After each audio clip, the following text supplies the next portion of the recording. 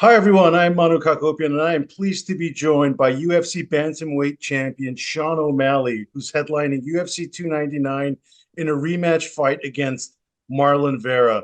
Sean, welcome, and thank you for joining. Happy to be here.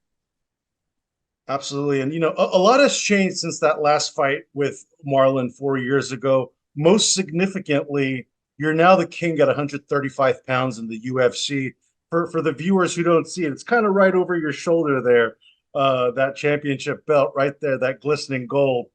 How has your life changed since you beat Aljamain Sterling back in August to become a UFC title holder?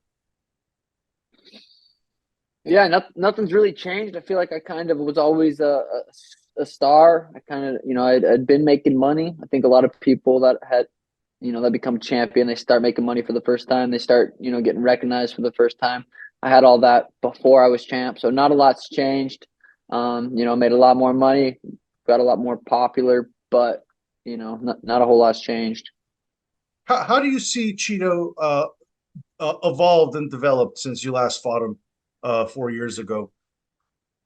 Um, he's got some big wins on it. Knocked out Frankie Edgar, knocked out Dominic Cruz, lost a close fight to Jose Aldo.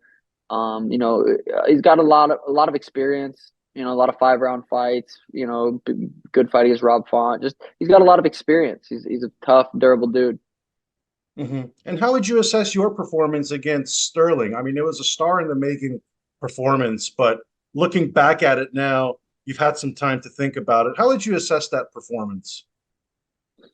Yeah, I mean, I executed pretty much perfectly. I did what I needed to do, not let him grab a hold of me, frustrate him, have him overcommit, and take his lights out. It was damn near perfect performance.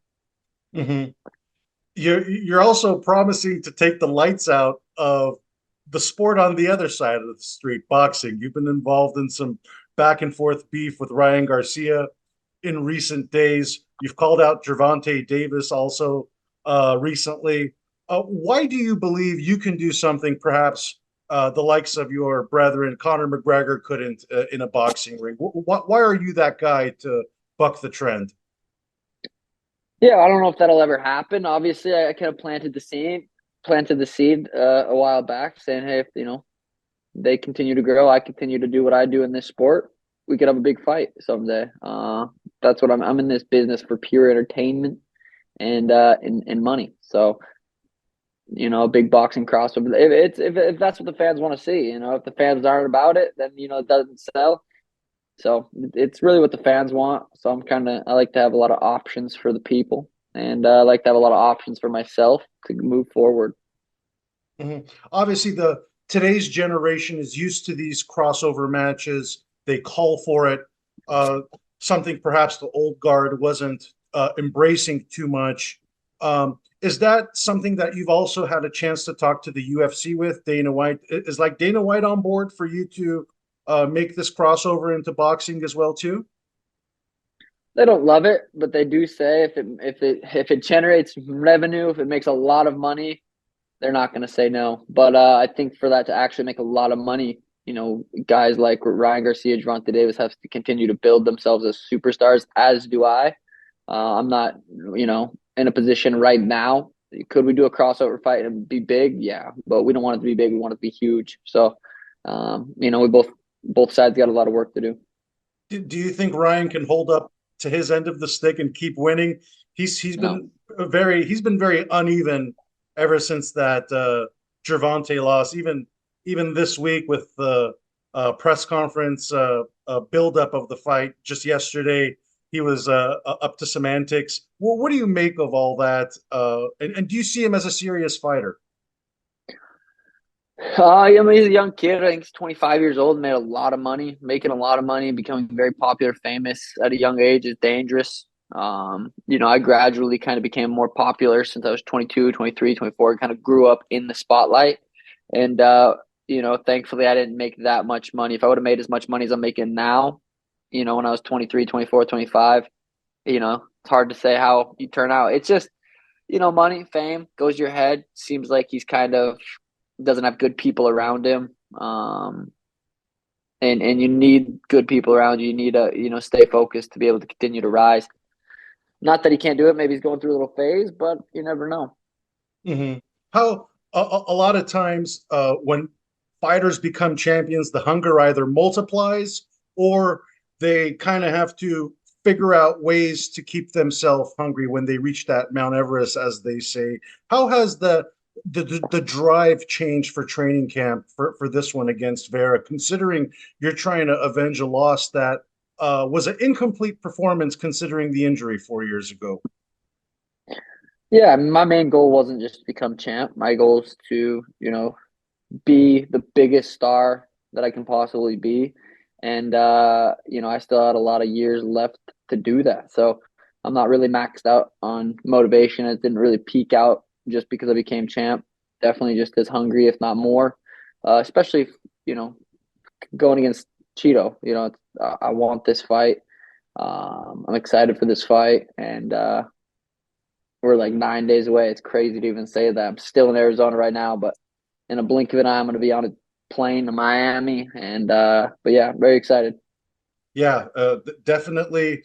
As the fight inches closer, obviously the mindset changes, the mentality changes. And in your first fight, you were having some success there with Marlon, and then things just changed. You've documented the injury to this point, but this time around, what can you promise as far as a performance goes? What is that guarantee you want to make going into this fight? I mean, I learned firsthand that anything could happen in a fight. So it's, I can't sit here and promise anything. I'm going to go out there. I promised I put in as much effort and as much work as I possibly could going into this fight. Um, that's all you can really promise. Yeah, I can assure you that I plan on having the most beautiful performance I've ever had against Chito March 9th in Miami. But yeah, I mean, I learned firsthand anything can happen in a fight. It's the fight game. Mm-hmm. And seemingly every champion nowadays tries to go for that double champ status. You've talked about moving up eventually. Ilya Taporia, the new champion at 145 pounds, is a move to 145 pounds also coming up for you too? Cheeto's next. It's literally that's all on my mind. Nothing else matters. I don't beat Chito, nothing else happens. So Cheeto's the main focus. Mm-hmm. And definitely that's always the case. But everyone's now talking about Marab in the division, and after he came up against Cejudo. Do you believe Marab is as dangerous as everyone makes him out to be?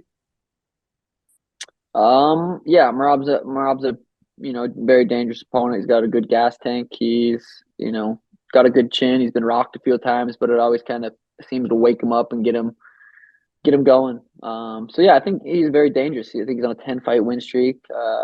Very dangerous guy. Mm-hmm. So I know probably moving up a division and going for double champ status might be a little too much to think about, but if you get by Vera, is Marab next for you? Is that the conversations that are kind of guaranteed at this point? Nothing's guaranteed. Haven't talked to anybody about anything specific like that. I mean, UFC's not stupid. They're not gonna, make a fight. Well, we already have. I have to fight Chito. There's pointless to make any fights after that. I got to go out there and fight Chito. That's just what's next. Mm-hmm. You obviously have your team around you training out in Arizona, like we mentioned, few days away from headlining UFC 299. You've been through this course and you've been through these big events already. It's just another rodeo, as they say. How is this one different now as a champion going in?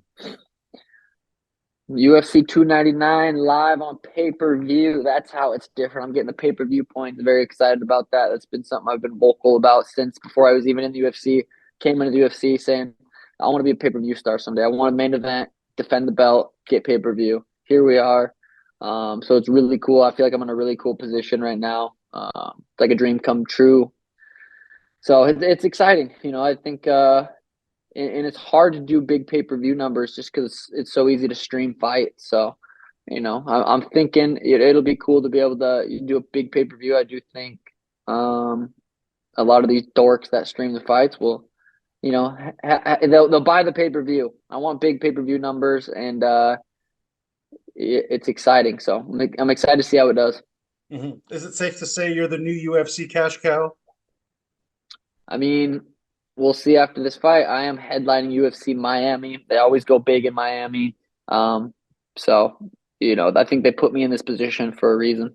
Thank you so much for watching this video, and make sure to subscribe for more videos of your favorite fighters over here on Fight Up TV, and give us a follow online as well at Fight Up TV on Twitter and on Instagram. We appreciate it, guys.